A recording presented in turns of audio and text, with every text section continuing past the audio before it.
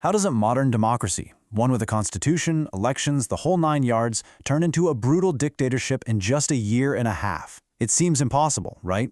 But it happened, and we're going to break down the exact calculated steps that led to the total collapse of German democracy.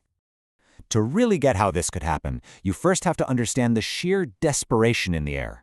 By the end of 1923, this number, 4.2 trillion, is how many German marks it took to equal one single US dollar. Just think about that. This wasn't just an economic slump, it was a complete societal meltdown. Your life savings? Worthless. Trust in the government? Shattered. The country was basically fertile ground for anyone promising a radical solution. You know, the Nazi takeover wasn't just one single event. It was more like a series of dominoes, each one knocking over the next. We're going to walk through the 6 key stages: the crisis that kicked it all off, the shady political deal that opened the door for them, the fire they used to their advantage, the law that officially killed democracy, the total takeover of society, and then the final move that created the Führer. Okay, so let's set the stage. Germany's first attempt at democracy, the Weimar Republic, was born in chaos and it never really got on its feet. It was a republic that was constantly under attack from one crisis after another. First, you have the bitter sting of losing World War I, which was then sealed by the Treaty of Versailles in 1919, a treaty that many Germans saw as a deep national humiliation. Then, boom, that insane hyperinflation in 1923 we just talked about, which completely wiped out the middle class. And just when it seemed like things were sort of getting stable, the 1929 Wall Street crash hits Germany like a tidal wave, plunging the country into the Great Depression. And the political fallout from all this desperation, it's just undeniable. This chart tells you everything you need to know. As unemployment skyrocketed to over 6 million people, look at what happened to the Nazi Party. They went from being this tiny fringe group with only 12 seats in parliament to the single largest party with 230. People were desperate, and that desperation was pushing them towards political extremes. So here's a really crucial point. Even though they were the biggest party, the Nazis still didn't have a majority. They couldn't just seize power. Hitler didn't overthrow the government, he was invited in. And it was all thanks to a huge, fatal miscalculation by Germany's old political elites. This is the day it all really begins. January 30th, 1933. The president, Paul von Hindenburg, makes Adolf Hitler the Chancellor. But, and this is the key, he wasn't a dictator yet. Not even close. He was just the head of a coalition government, and he only had a few other Nazis in his cabinet. And this, right here, was their fatal mistake. These conservative elites, the old guard power brokers, they thought they were being so clever. Their plan was to use Hitler's popularity to achieve their own goals. Crush the communists, bring back authoritarian rule, and then, when they were done with him, just toss him aside. They saw him as a puppet they could control. They had no idea who they were really dealing with. Just 1 month into the job, Hitler gets an opportunity that you could only describe as a gift from the heavens for a guy like him. It was the perfect chance to frame his enemies, stir up a national panic, and start chipping away at the Constitution. On the night of February 27th, the Reichstag building, Germany's parliament, goes up in flames. The Nazis immediately find a Dutch communist at the scene and blame him, screaming from the rooftops that this is the start of a violent communist revolution. It was the perfect excuse, creating this intense atmosphere of fear and national emergency. So Hitler convinces the elderly President Hindenburg to sign an emergency decree. And just look at what this so-called Reichstag Fire decree did. It basically vaporized all the basic civil rights that the Constitution was supposed to protect. Freedom of speech, freedom of the press, the right to gather, gone. Overnight. It gave the state the legal power to arrest over 4,000 of their political opponents, mostly communists. And it basically created a permanent state of emergency. The rule of law was crumbling right before their eyes. So, with his enemies either in jail or in hiding, and the whole country gripped by fear, Hitler makes his next move. See, he didn't need to burn the Constitution. He was going to use the democratic process itself to vote it out of existence.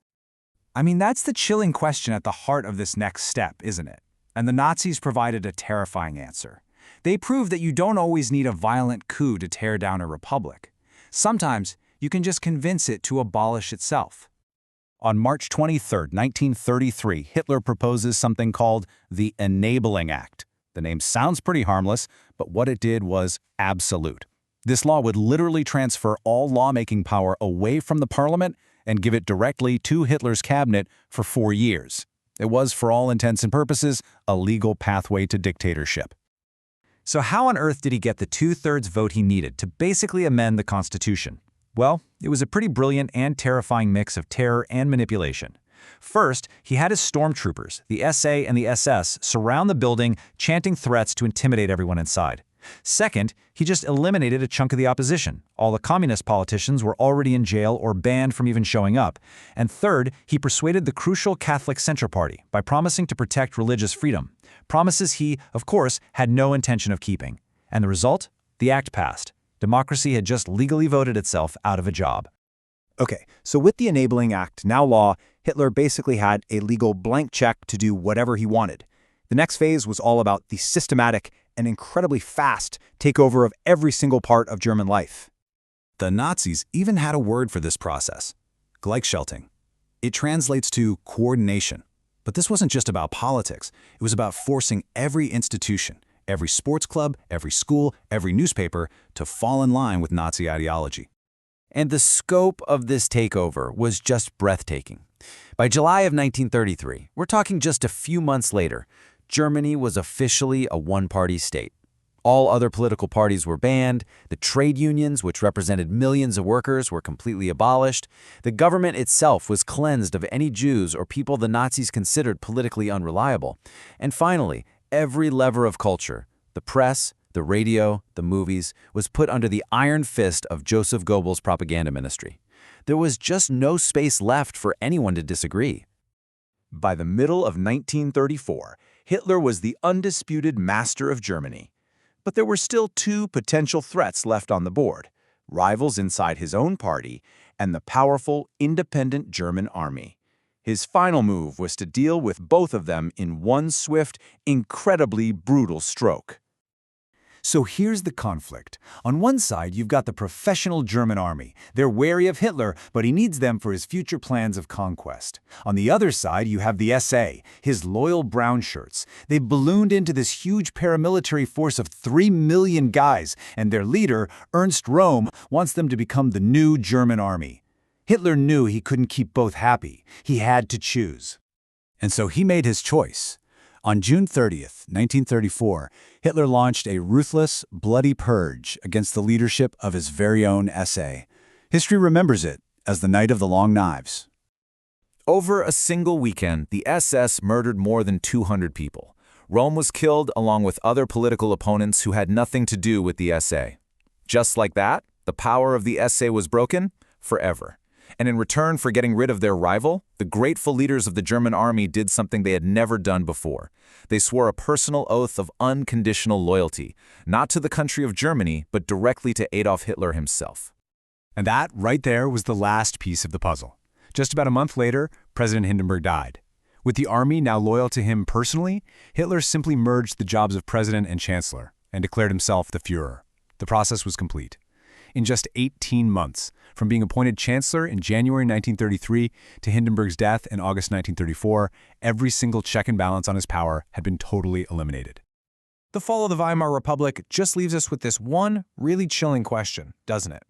When a society gets pushed to the brink by economic crisis, by fear, and by deep political division, how strong are the democratic guardrails that we all tend to take for granted?